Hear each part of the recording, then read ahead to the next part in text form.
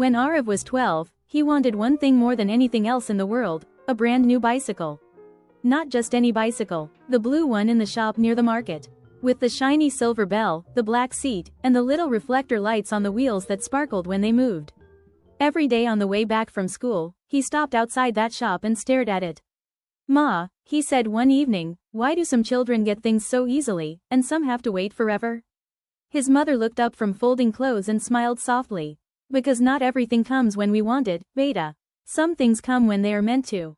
Arav frowned. "That sounds like something people say when they can't afford the thing." His mother laughed quietly. "Maybe, but it is also true." Their life was simple. His mother stitched clothes for people in the neighborhood, and every rupee had a place before it even entered the house. Rent, groceries, school books, electricity. There was never much left. Still, every now and then, Arav would ask, "Maybe next month?" And every time, his mother would gently say, "If it is yours, it will find its way to you." At first, Arav hated that answer. What kind of answer was that? Bicycles didn't grow legs and walk to people. Weeks passed. One day, his school announced an essay competition. The winner would receive a prize sponsored by a local business. Arav almost ignored it. He wasn't the top student in class, and he had never won anything big before. But that evening, the lights went out during another power cut. In the dim glow of a candle, his mother sat beside him, repairing a torn shirt. "Write," she said. "About what?" "About anything your heart understands." Arav thought for a moment and began to write. He wrote about his mother. About her hands, rough from work, but gentle when they touched his forehead. About how she always gave him the bigger half of everything, even when she pretended she wasn't hungry.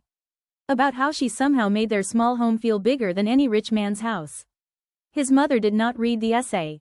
She only said, "Good. Now leave the rest." A week later, the principal stood on the stage and announced the winner.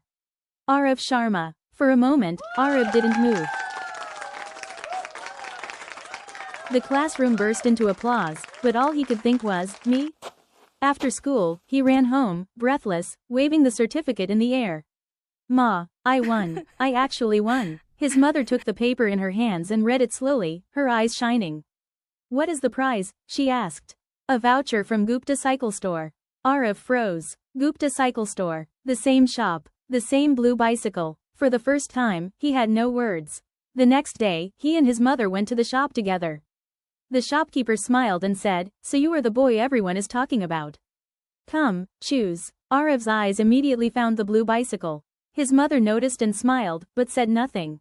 When the bicycle was finally his, Arav stood there with one hand on the handle, still not fully believing it. On the way home, he walked the bicycle beside his mother instead of riding it. "Why aren't you sitting on it?" she asked. Arav looked at her and said quietly, "You were right." She tilted her head. "About what?" He smiled. "What is yours finds its way to you." His mother placed her hand on his head.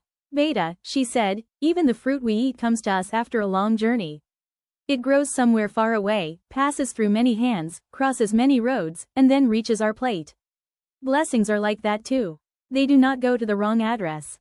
Arav looked at his bicycle, then at his mother. That day, he understood something he never had before. Waiting is not always losing. Sometimes, it is just life preparing the road. And when Arav finally rode that blue bicycle through the narrow lane of their neighborhood, the bell ringing brightly in the evening air, it felt even more special, because it had not just been bought. It had arrived.